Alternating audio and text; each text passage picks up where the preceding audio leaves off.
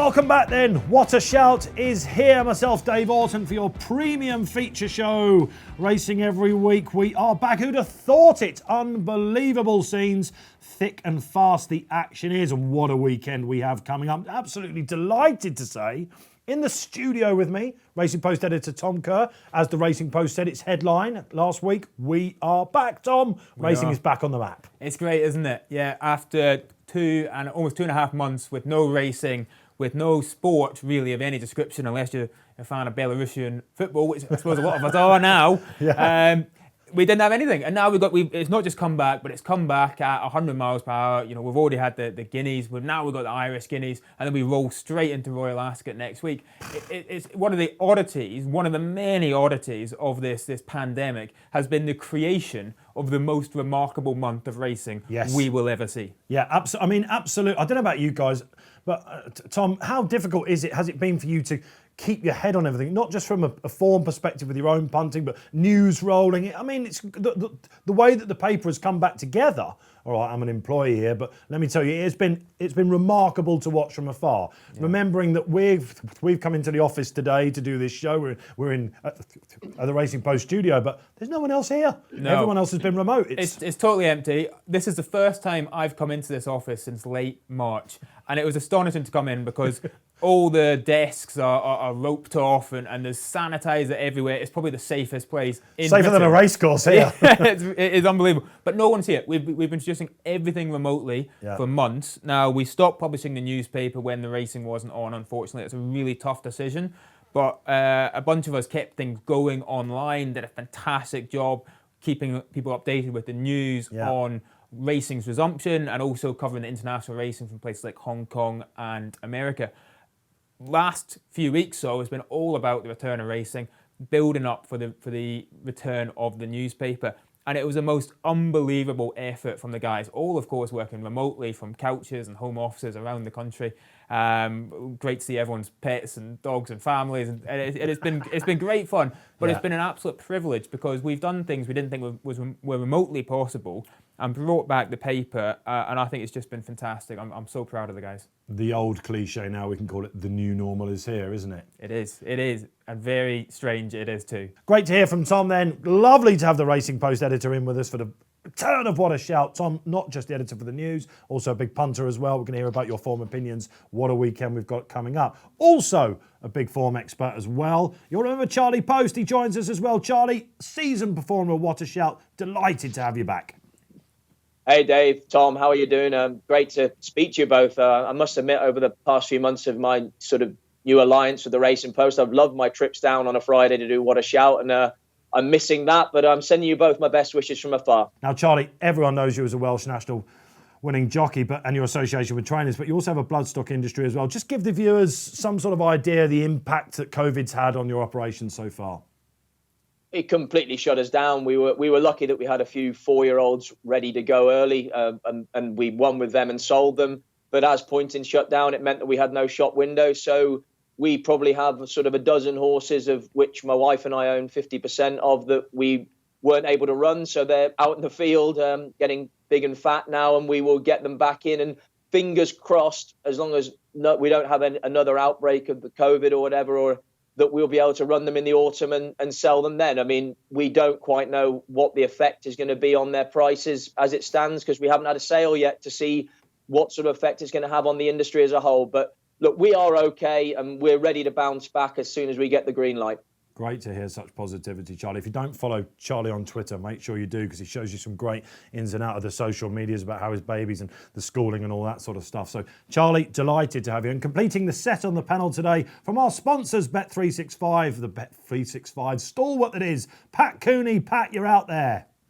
Yes, I certainly am. Good morning to you. I'm looking forward to it. I'm hoping I'm going to be like one of these Archie Watson juveniles who knows their job first time out on the show. You'll be fine. You're a season before. We've worked together on various different media stations. I've got no worries about that whatsoever, Pat. Pat, just give us a quick word about what it's been like at Bet365 during lockdown, turnover, etc. You've obviously must have seen records going off the shelves, I'd imagine, since it returned at Newcastle that Monday, the 1st of June. Oh, without a doubt, Dave. I mean, we were looking forward to the Class 6 handicap at Newcastle, and the concern was, is horse racing a forgotten product? But not a bit of it. The turnover was incredible on the opening meeting at the Newcastle, and it's just been pretty much like for like pre-lockdown. And we look at the Guineas turnovers and number of slips we took on the race and so forth. Its business is booming, and this, as you touched on, is going to be an amazing month ahead for us. So we are certainly back with a bang, and I do think when we get the football as well, that kind of dovetails with it. It's not one taking on the other in terms of turnover. People bet on both sports as well. So we're amazed really at just how high turnover it has been on the racing for us. It's been really incredible stuff. It's not even start before the football begins as well. So the racing, it's had that premium slot, hasn't it? We'll maybe talk about that a little bit later on. There is your panel then, three wise men joining me. Let's have a look at what we've got exactly coming up on the show.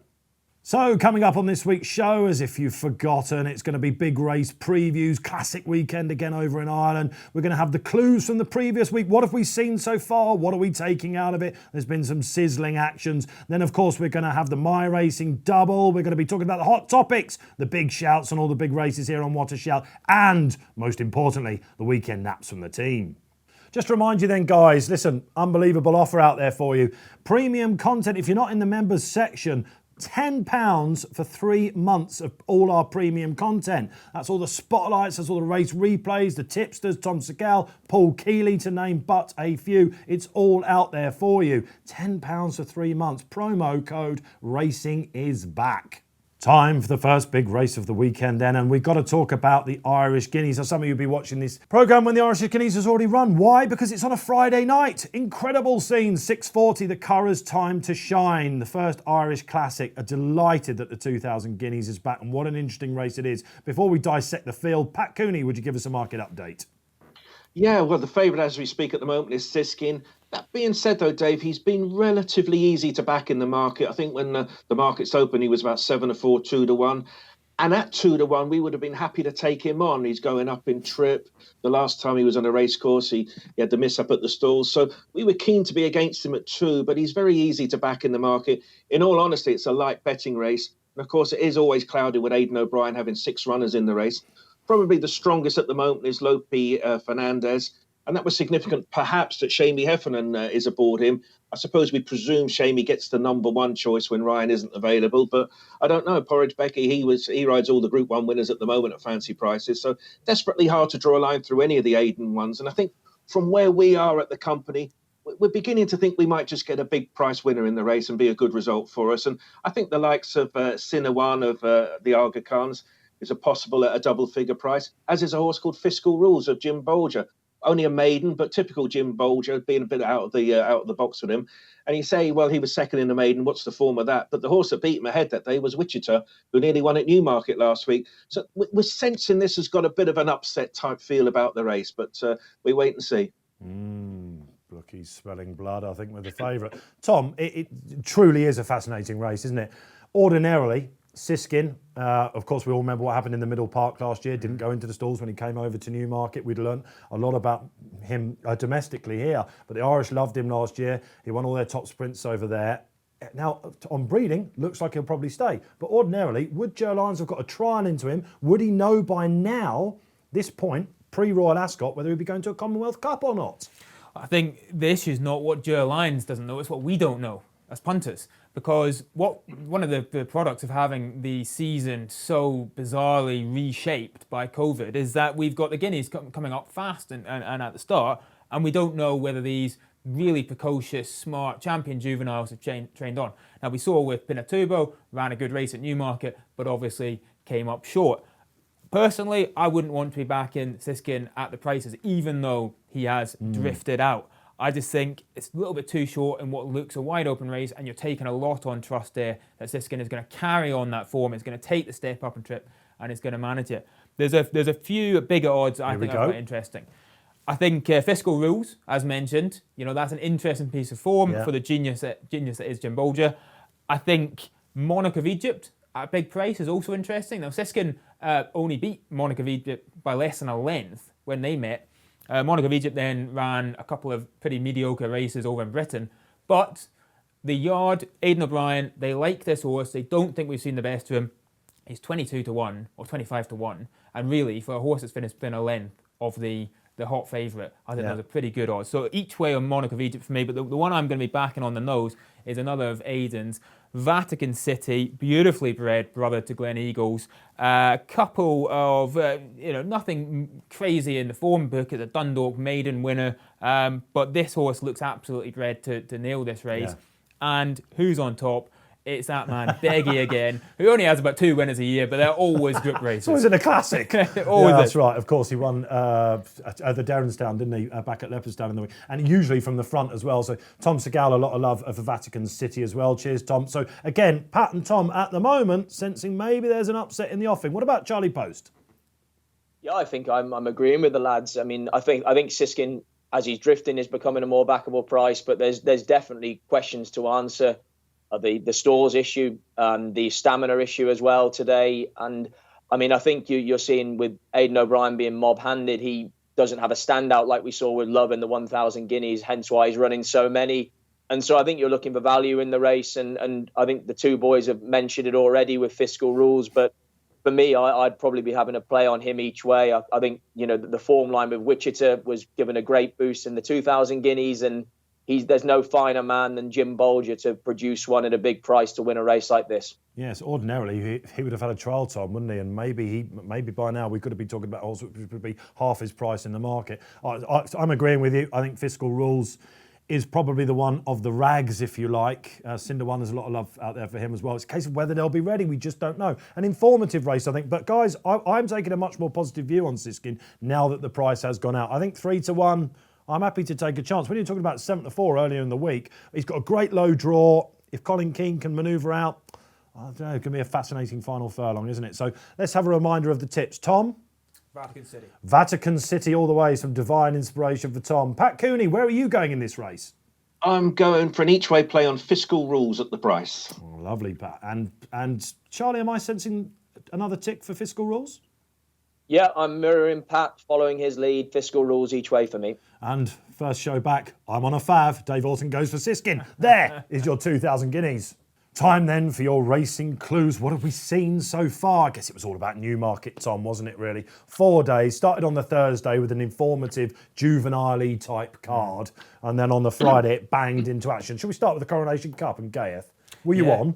I wasn't. No. Gayeth is one of these horses who, when he's on, he looks unbelievable. Yeah. But then you wouldn't set your watch by him, would you? Nonetheless, set up a fascinating race at Sandown in the Eclipse with Enable. Probably going to be, the most anticipated race of this season so far. Enable, the dual arc winner, coming back into another season with the target of that historic third arc. Well, this is the first hurdle to overcome. And it's a pretty big one because Gayeth looked superb. But as I say, maybe not a horse that you'd put your complete faith in. If you're John Gosden, you've got the line with Stradivarius, haven't you, as well? Let's just quickly concentrate on Strad. Gold Cup next week. Yeah. Are we worried about the bounce at the minute? I was working with Bruce Millington last week and he said, we just got to throw it all out. We can't worry about the bounce as a punter. I mean, surely, this is the view I'm taking with Stradivarius. They didn't want him to have a hard race. They didn't beat him up for second, did they? Anthony Van Dyke, you remember, came and got him for second. Yeah. I thought it was a pretty pleasing return. I thought it was a great performance, to be honest. The trip was too short. They weren't going there to try and win. It was a prep race. And in that sense, it was a bloody good prep race. That said, got Kew Garden waiting at Ascot, and I think Kew Gardens is a pretty big price given the form of the book there. So that's going to be a fascinating race as well. Tom Segal put him up, didn't he, as the each way certainty against him. Yeah, Kew Gardens. Interesting player, Kew Gardens as well. Of course, we know he beat Stradivarius on that softer ground at the Champions meeting last year. Charlie Post, did you take anything out of Newmarket last weekend? Just quickly with regard to the bounce factor, lads, I think more and more in the modern world, when horses are fit and ready to go, I'm not sure it exists as much as it used to. I think it's normally a thing with horses that are lacking fitness and then have a too hard a race and run back too quick. For me, a couple of eye catchers. Terrabellum, Frankie back in the Godolphin Royal Blue, shows time is a great healer, and I thought she was very impressive. And on the Sunday, Sunray Major, Jubawi Zenden, half-brother to Kingman, he was very impressive on his debut, and I'm fascinated to see where he's going to go through the remainder of the season. It's like we've never been away, isn't it? Gosden and Frankie banging them in left, right and centre. Pat Cooney, from an anti-post angle, Tom was mentioning a few races there. Perhaps start with the Gold Cup. What ripple did it have? I assume it hardened Stradivarius' price, but you must have seen some love for Kew Gardens as well after Tom Segal's price-wise piece. Yeah, it is the big two, isn't it, Dave? But Stradivarius, I think if you were marking his homework, you'd give him a grade B for the performance, wouldn't you? After all, two good horses in front of him, it all sets up well for him. And of course, he has got the proven stamina. But at his price, he's taken on these unknown horses who were classy and stepping up in trips. So no, give me this horse on Thursday in the Gold Cup for me, the favourite. Grade B for Pat. I was expecting maybe a B plus or an A minus or something like that. I know I'd be a bit more positive than that, Pat. Maybe we can see some evens 11 to 10 then for Stradivarius next week at Royal Ascot. Unbelievable. Still can't get my head around the fact that we are so just on the eve of Royal Ascot already. The show continues on the road. And talking about these anti-post races, Pat, anything for the Eclipse, as Tom mentioned there? Did Enable drift out a little bit on the fact that Gayeth was so impressive? Course record, for example. Yeah, I think with Enable, she looked legitimate odds-on favourite for the race. But if Gayeth does turn up, and you hope he does, he's going to set a real scorching pace. And, he's going to have proven fitness. He bangs in these 12-second furlong sectionals throughout the race. And she's going to look very vulnerable, I think, making a seasonal reappearance. So I think a lot of people will be taking Enable on. We all love her and everything, and we love for her to win an up. But if we're going to get a beat, it'll be at Sandown on her comeback. We're only just warming up. There are your weekend clues. OK, now then, some questions for Tom Kerr, Racing Post editor. Time to get our political hats on a little bit. Listen, people out there will want to know about all this. We're just returning here on What a Shout. What has everything meant for racing's climate, Tom? The Racing Post, for example, and the season going forward. What are the worries, I suppose, for everyone? Well, I think, listen, a graph came out today showing a 20% GDP decline in April, right? That to me is the main thing. So it's fantastic to have racing back. Turnover is good. The appetite for the sport is huge. But what we can't get away from is that the damage of this global pandemic and a 2-month complete shutdown of society and the economy is going to be huge, and it's going to ripple on for months and years. Now, already in racing, while it's great to have it back, the racecourses aren't paying any prize money. The betting shops aren't open yet. They're going to open on Monday, we hope. But, income levels are at nowhere near the same level they were before the lockdown. And the question is, when we come back, how far do those come back? So, everyone who's got a business, everyone who relies on racing, and it's a huge ecosystem of trainers, jockeys, farriers, breeders, bookies, everyone is going to be impacted on this. And the worry has to be, what's the long-term damage? And there will be damage. Yeah, OK, Charlie, let's come to you on that. Rather sobering moment here on What a Show. We don't usually have them, do we? We spoke a little bit at the top of the show, Charlie, about your own operation. Any worries for you going forward? Second wave, for example? I don't know. What are your fears with everything at the moment? The fear right now has got to be the fear of the unknown, because we're dealing with sort of uncharted territory, aren't we?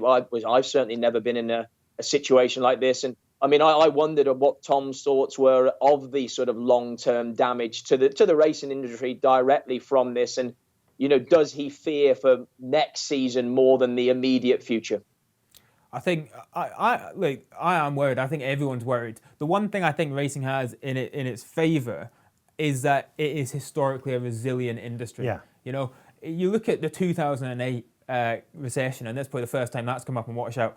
Yes. The number. Remind me about that. There was a huge hit to bloodstock sales, but the number of trainers that actually ended up going out of the business was really quite small. And I think that talks to, first of all, the resilience of the sport. People are savvy. They know how to operate, and they'll hunker down and they'll get through it. But also the passion. People are in racing.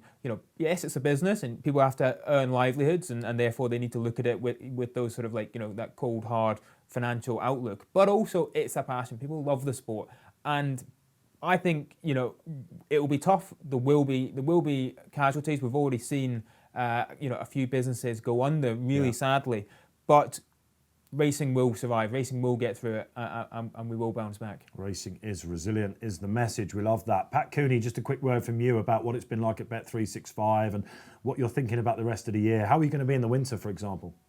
Well, this is the great unknown, isn't it? But certainly so far so good in terms of turnover and popularity. It's back in business. And I just wonder how the racecourse attendances are going to be. Are the racetracks going to lower admission fees and so forth to get us in for that cheaper amount? It can be an expensive old day at the races. So be interesting to see how it goes on the course. It's okay on our side of the business. Business is booming. But I'd be curious to see how many do turn up on those midweek meetings in the winter. Uncertainty still ahead of us, but let's take two lines out of that.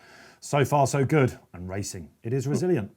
Time then for the hot topic now on What a Shout. What a Shout is back, and we're going to bring up the atmosphere a little bit. We got a little bit down there about what the future might look like, but positives all the way. So far, so good. And a real positive, Tom, I love this hot topic, 72-hour declarations. Now, if you're like me and you watch your Australian racing, it's 72-hour decks. They've been doing it for years down there.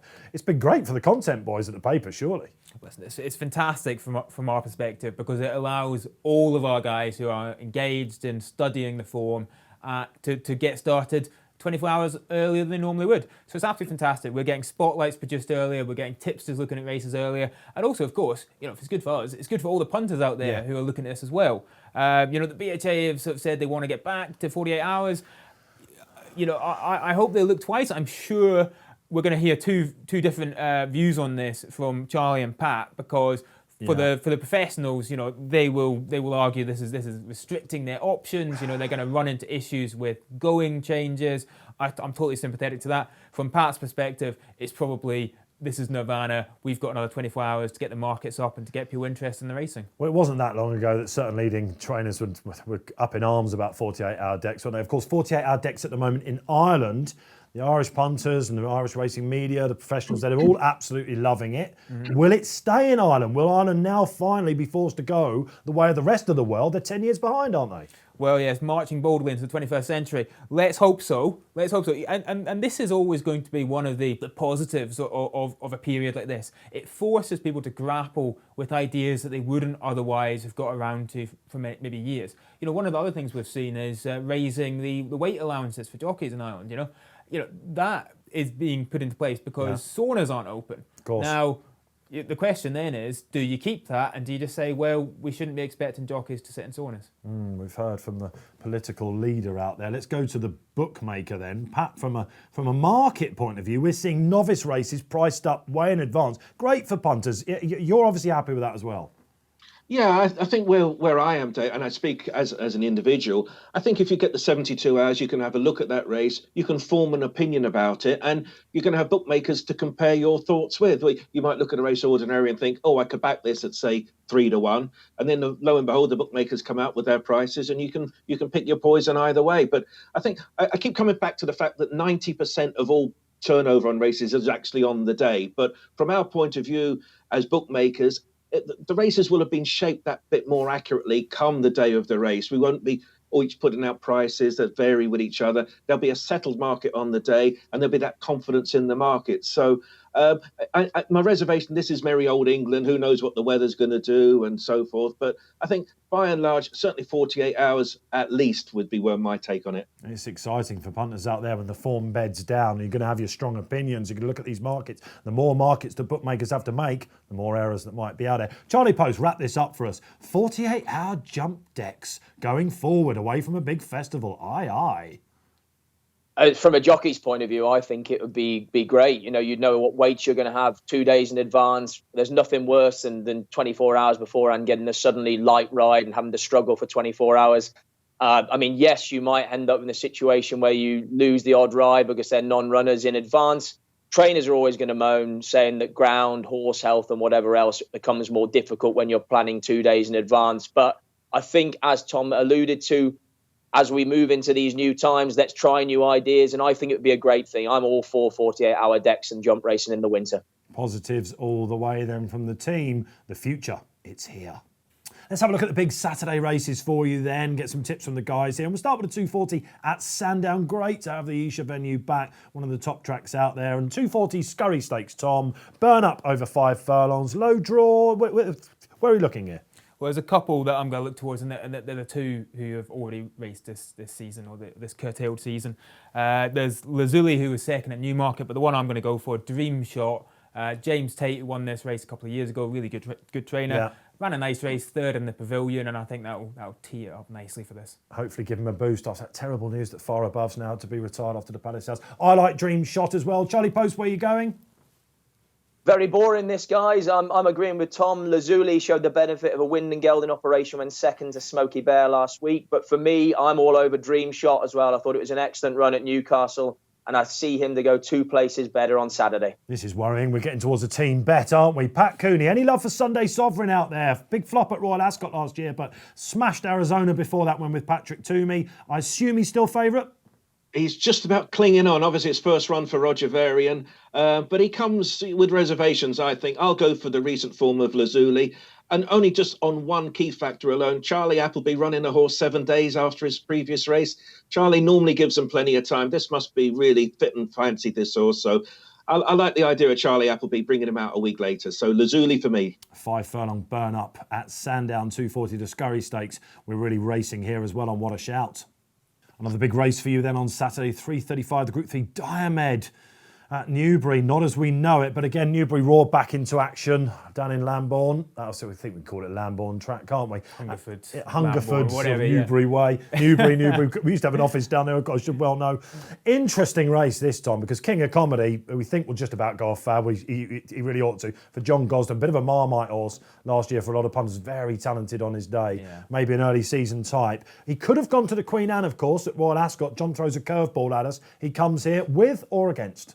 I'm against. Listen, King of Comedy brings a high level of form to the race. There's no doubt about that. But the one I like is Tabarak for Richard Hannon, 7 years old, bit of an old veteran now in this. Mostly does racing over 7 furlongs, but record at Newbury is very good, 3 from 3, I think. And I just think decent price here. And that's one for me. You get the feeling that Richard Hannon's just on the verge of kicking into top form as well, but that's got in mind. Charlie Post, your view on the Diomed? I'm all over King of Comedy on Saturday. You know, he disappointed on his last start on heavy ground, but before that had excellent form at the top level. I think, he is a horse that you'd love to know exactly what he's thinking. He does have his quirks, but he could just be the sort to mature for. And starting his season off in this easier company in a Group 3, I think he's going to get it off to the best possible fashion. We'd all love to know what he's thinking, wouldn't we? Absolutely. Well, I must admit, I'm a Zaki fan. I think hopefully he'll be wound up. I was a bit surprised, Pat, to see him around about the 4-1 mark. Where's the money really been in this race? Well, it's probably been focused on King of Comedy, Dave, and I actually think he's got a massive chance in the race. And I mean, he nearly won the St. James Palace of Group 1, so this is a Group 3. But something else I like about him, he won first time out as a 2-year-old, first time out as a 3-year-old. This is his first time out as a 4-year-old. He might just be at his best fresh, and that's why they're the main factors why I'm going for him. So punters are laughing then after the Diomed. Right then, let's have a little look at Royal Ascot next week.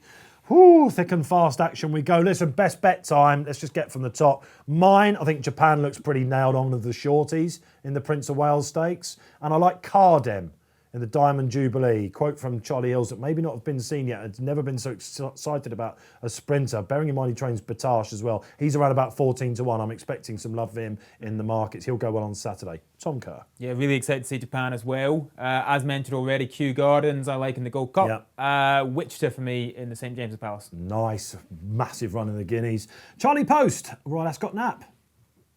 I love all this. We're all following each other. Japan, I think, is huge. I mean, he progressed all through last year, and I think he could be a massive force this time round. And also, just a little each way one, Malatru in the Commonwealth Cup. I thought he was very unlucky last time. He's won over 7 furlongs before, so the stiff 6 in the Commonwealth Cup will suit him well, and I could see him running a huge race. Yeah, he was unlucky at Newcastle, wasn't he? Pat Cooney, let's just, before we get a nap from you, Pat, talk about the anti-post angle. You know, the punters haven't had the luxury as usual in March and April and May backing horses that they've seen for the races. I guess they're just waiting for the big Tuesday.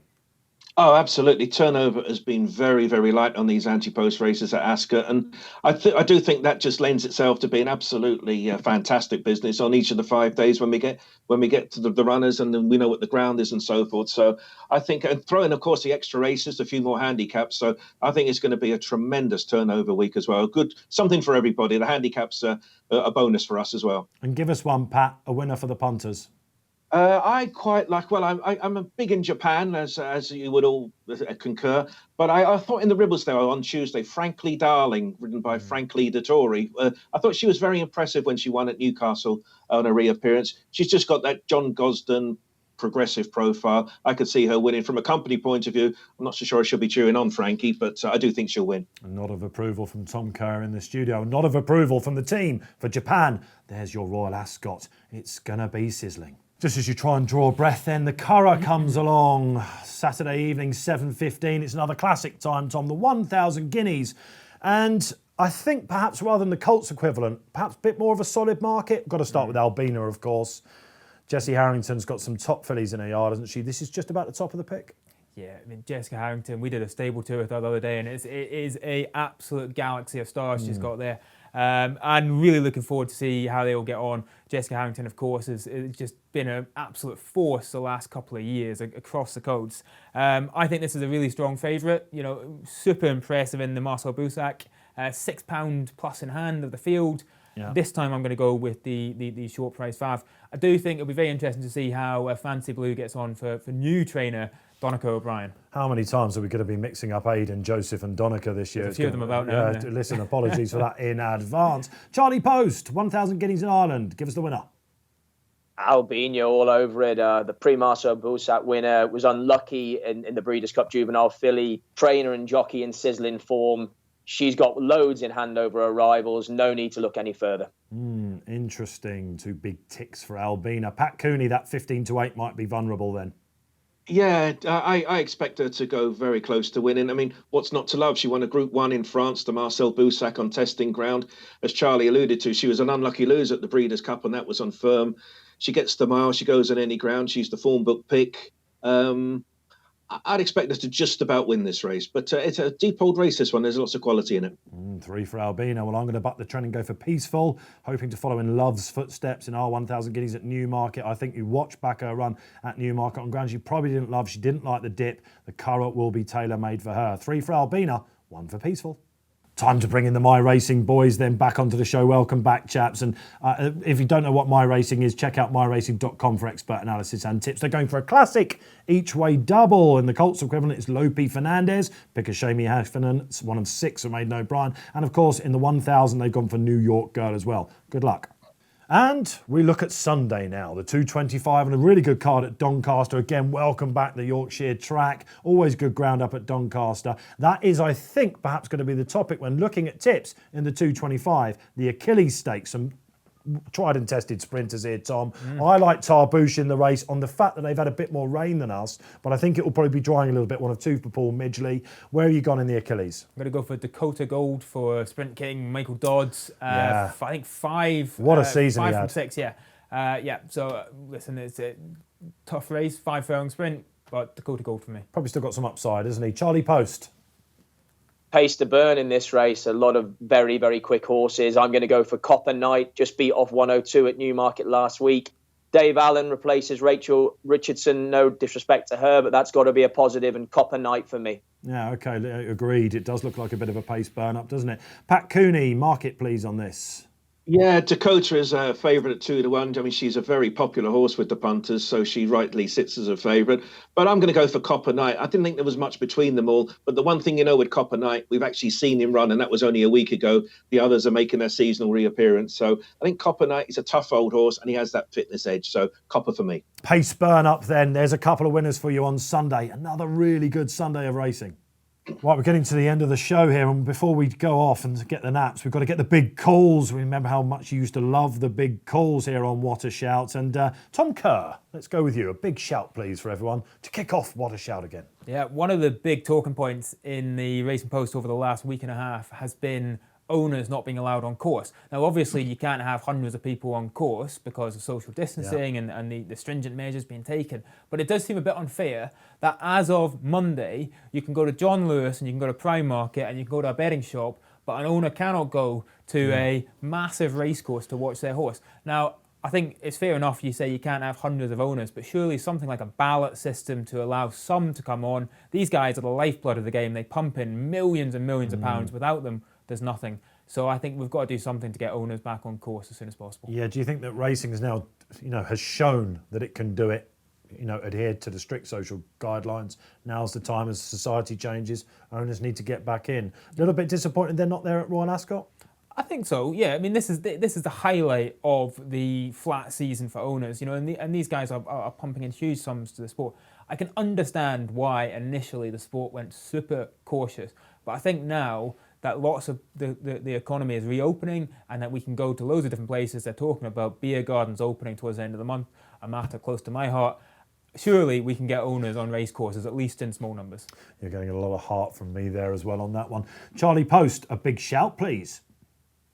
I would like to see the trainers come out and give a good round of applause to the BHA for their handling of getting racing back on track. Nick Russ came in for a lot of stick, and as he leaves his role with the BHA, I think it'd be only right and proper for him to reserve due credit for the way they've handled this situation.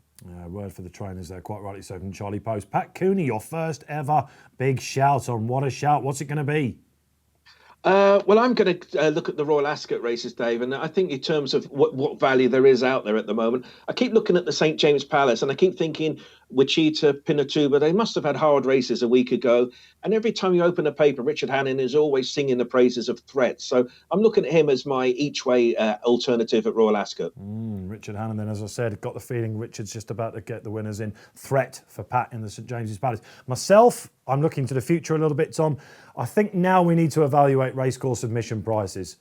I won't single anyone out, but an evening meeting paying 25 quid to get into a Premier enclosure doesn't give you much. They may just give you, I don't know, maybe a race card or something like that. I don't think it's good enough. Most of the people I'm talking to at the moment are saying, will I go back? Are we sitting on a massive recession? Time now for the racecourses to act, I think. Yeah, and you look at midweek meetings, which get hundreds, not thousands of attendees. Listen, racing's gone fine behind closed doors without crowds, but when we open up again, we want to make sure the crowds come back. 100%. There are your heavyweight shouts. All right then, weekend winners for you. Nap time here on What a Shout. Tom Kerr, take the floor. I'm going to go for Albina in the 1,000 guineas, 7:15. Aiming tomorrow. big, classic favourite there for Tom Kerr. Charlie Post, give us a winner. King of Comedy, 335 at Newbury, Group 1 horse in a Group 3. Could be a real force this season. We're building a solid multiple so far. Pat Cooney, keep it going. Saturday, 355 at Doncaster, number 7, Fruition, owned by the Queen, a progressive, typical Willie Haggis improver, only rated 79. This is a type of horse probably be rated 100 odd by the end of the season. So get on board as quick as you can. And then for your four-timer, I'm going to go 315 at Sandown. Look away from the favourite with exec chef Jim Boyle's inmate run a blinder on ground a little bit too quick for him at Newmarket last week. There are your weekend winners.